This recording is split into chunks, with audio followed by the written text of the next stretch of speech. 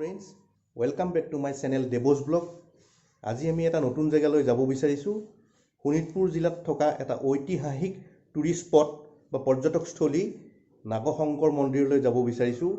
কিন্তু বৰ্তমান যেহেতুকে বিশ্বনাথ সাব ডিভিজনটো বিশ্বনাথ জিলা হিচাপে ঘোষণা হৈছে, গতিকে বৰ্তমান এই পৰ্যটকস্থলীটো বিশ্বনাথ জিলাৰ ভিতৰত পৰে। গতিকে আমি আজি তালৈ যাবলৈ ওলাইছো। বলকচোন যাওঁ, তাত কি কি হয় আপোনালোকক। এতিয়া আমি তেজপুৰ হৈ আহি জামুগুৰিহাট পাৰ হৈ আহিলোঁ। তাৰপিছত আমি কুসুমতলা বৰি পাৰোঁ। কুসুমতলা বৰিৰ পৰা চতিয়া পোৱাৰ আগতে ৰাইট হেণ্ড চাইডে এইটো দেখিছে নাগশংকৰ দেৱাললৈ যোৱা ৰাস্তা। আমি সোমাম এতিয়া। ইয়াত লিখা আছে নাগশংকৰ দেৱাললৈ বুলি। এয়া দেখিছে নাগশংকৰ মন্দিৰলৈ আমি সোমাইছোঁ।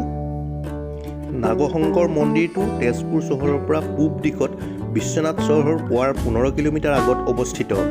এই প্ৰাচীন মন্দিৰটোৰ বুৰঞ্জীয়ে সঠিককৈ নিৰ্ধাৰণ কৰিবলৈ অসুবিধা। বহুতো প্ৰবাদ আছে এই মন্দিৰটোৰ বিষয়ে। এই মন্দিৰটো 4 শতিকাৰ পুৰণি বুলি অনুমান কৰা হয়। প্ৰচলিত বিশ্বাস অনুসৰি এই মন্দিৰটো লোহিত সাম্ৰাজ্যৰ নাগশংকৰ বুলি এজন ৰজাই প্ৰতিষ্ঠা কৰিছিলে।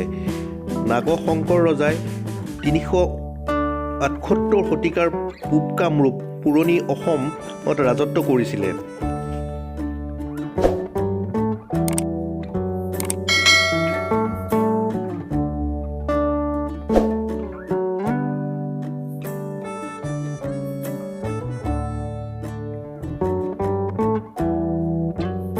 চাওক, এতিয়া আমি নাগশংকৰ দেৱালয় সোমাইছোঁ। বাওঁফালে গাড়ীখন পাৰ্কিং কৰি থওঁ। এতিয়া গাড়ীখন পাৰ্কিং কৰিম। পাৰ্কিং কৰি ইয়াৰ সোঁফালে দেখিছোঁ যে কিছুমান দোকান আছে, ফুল বা এনেকুৱা ধৰণৰ আপোনাৰ চাকি বন্তি বা এনেকুৱা ধৰণৰ তেল ল'ব পাৰি, ধূপকাঠি। আমি ইয়াতে আমাৰ পৰিবাৰক আৰু পৰিয়ালক তেনেধৰণে অলপ বস্তু ল'বৰ কাৰণে জনালোঁ আৰু এই বস্তুখিনি লৈ আমি মন্দিৰত সেৱা আগবঢ়াম। গতিকে বস্তুখিনি লৈছোঁ ইয়াতে।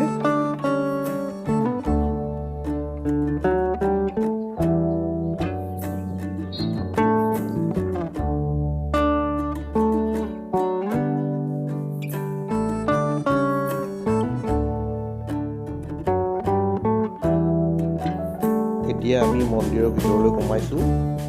মেইন প্ৰৱেশ যিটো দ্বাৰ আছে, এই প্ৰৱেশ দ্বাৰে সোমাইছোঁ। আপোনালোকক দেখুৱাই যাম।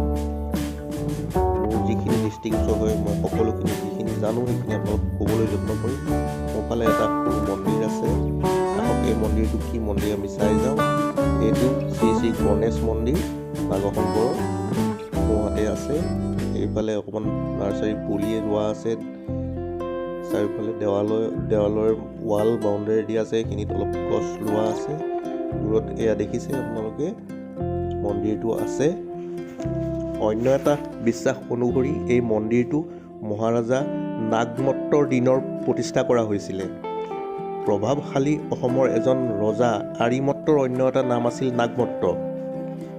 আহোম স্বৰ্গদেউ চুচেন ফাই এই নাগশংকৰ মন্দিৰটো 1480 চনত নতুনকৈ মেৰামতি কৰি নতুন ৰূপ দিছিলে। আৰু এই কৰ্মৰ ফলতেই স্বৰ্গদেউ চুচেন ফাই ব্ৰহ্মপুত্ৰ উপত্যকাৰ উত্তৰ ফালে শাসনভাৰ সম্প্ৰসাৰণ আৰু প্ৰজাৰ মাজত বিশ্বাস জন্মাবলৈ সক্ষম হৈছিলে। এতিয়া আপোনালোকে দেখিছে মন্দিৰৰ আগফালে এইটো এটা প্ৰতীক চিহ্ন এনেকৈ আছে। শিৱ মন্দিৰ যিহেতুকে এই মন্দিৰটোৰ ভিতৰত আমাৰ এই ধূপকাঠি চাকি জ্বলাবৰ কাৰণে ভিতৰলৈ সোমাইছে। ৰাতিপুৱা হৈ আছে যথেষ্ট, গতিকে মানুহৰ ভিৰটো অলপ কম আছে। গতিকে ইয়াত ধূপকাঠি জ্বলাই মই আপোনালোকক চাৰিওফালটো দেখুৱাই আমি পিছফালে যিটো পুখুৰী আছে সেই পুখুৰীটোলৈ যাম। আহকচোন চাওঁ।